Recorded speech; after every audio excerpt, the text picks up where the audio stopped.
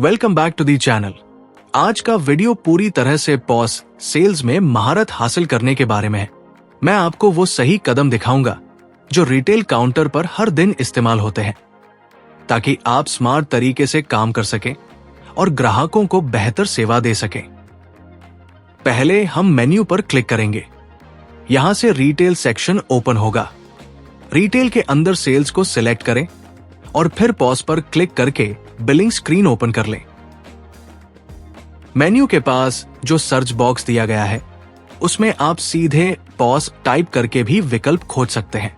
इससे आपको menu navigate करने की जरूरत नहीं पड़ती।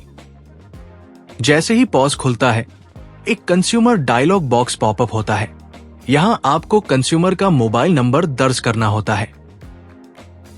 मोबाइल नंबर टाइप करें और सिस्टम ऑटोमेटिकली कंज्यूमर को खोज लेगा। जब मैं यहां मोबाइल नंबर टाइप करता हूं, सिस्टम तुरंत चेक करता है कि क्या यह नंबर पहले से रजिस्टर्ड है। अगर नंबर डेटाबेस में मिल जाता है तो उस ग्राहक का नाम स्क्रीन पर अपने आप दिख जाता है। इस स्थिति में मुझे कुछ और भरने की जरूरत नहीं होती। बस एंटर प्रेस करते ही वो कंज्यूमर चुन लिया जाता है। लेकिन अगर मोबाइल नंबर के साथ कोई नाम नहीं मिलता तो इसका मतलब है कि ये नया ग्राहक है। तो चलिए एक नया कंज्यूमर क्रिएट करते हैं। सबसे पहले यहां एक नया मोबाइल नंबर डालते हैं। अब नीचे दिए गए ऐड न्यू विकल्प पर क्लिक करें। क्लिक करते ही एक फॉर्म खुलेगा जिसमें हमें नए ग्राहक की जानकारी भरनी होगी। अब यहां नेम वाले स्थान पर ग्राहक का नाम दर्ज करना है। ये वही नाम होगा जो ग्राहक के मोबाइल नंबर के साथ सिस्टम में सेव रहेगा। इसलिए यहां ग्राहक का सही नाम भरें ताकि आगे की बिलिंग और खोज प्रक्रिया आसानी से हो सके।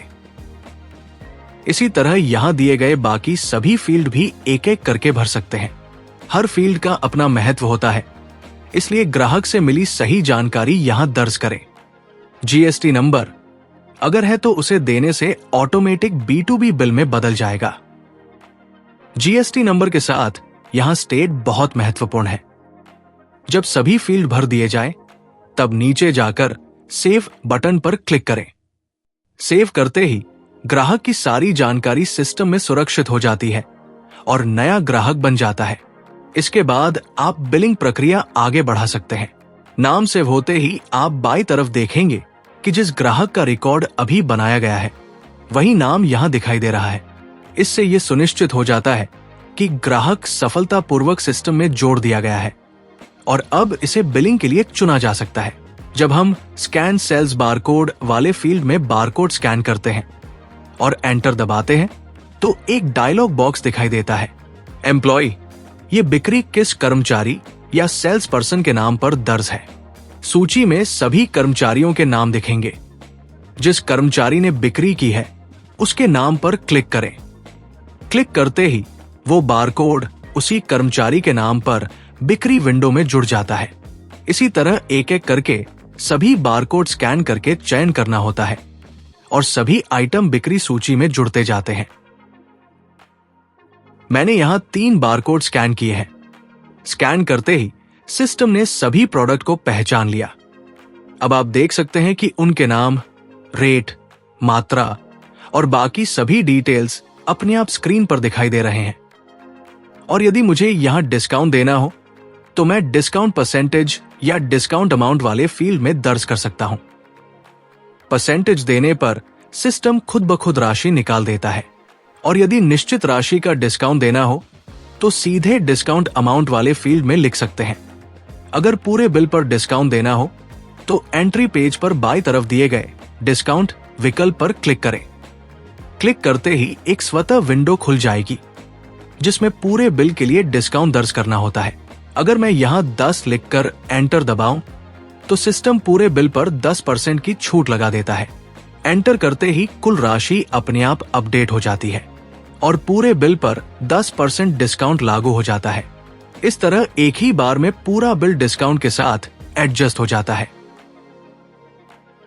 बिल पूरा होने के बाद दाईं तरफ देखें। यहां पूरे बिल की कुल राशि दिखाई देती है। मेरे यहां सिस्टम 2,787 रुपए दिखा रहा है। यही अंतिम राशि है जिसमें सभी आइटम, मात्रा और डिस्काउंट शामिल होते हैं। इस बिल को सेव करें। सेव करने के लिए Ctrl+S या F4 का उपयोग करें। सेव करने के बाद यहां पेमेंट का विंडो दिखाई देता है। ऊपर जितनी कुल बिल राशि दिख रही है उसी राशि को हमें पेमेंट वाले फील्ड में दर्ज करना होता है। अगर मुझे किसी विशेष ग्राहक को खास डिस्काउंट देना हो तो मैं नीचे दिए गए मैनुअल एडजस्टमेंट विकल्प पर क्लिक करता हूं। क्लिक करते ही मैं डिस्काउंट अमाउंट या डिस्काउंट परसेंटेज दोनों में से कुछ भी दर्ज कर सकता हूं। अगर मैं परसेंटेज वाले बॉक्स में 10 लिखकर एंटर दबाऊं तो सिस्टम पूरे बिल पर 10% की छूट अपने आप जोड़ देता है। एंटर करते ही कुल राशि तुरंत अपडेट हो जाती है। यहाँ जो बैलेंस राशि या भुगतान राशि का फील्ड है, इसमें वही सही राशि दर्ज करनी होती है जो ऊपर कुल बिल में दिखाई दे रही है। मेरे यहाँ कुल राशि रिक्वायर 2508 है, इसलिए मुझे यहाँ 2508 ही लिखना होगा।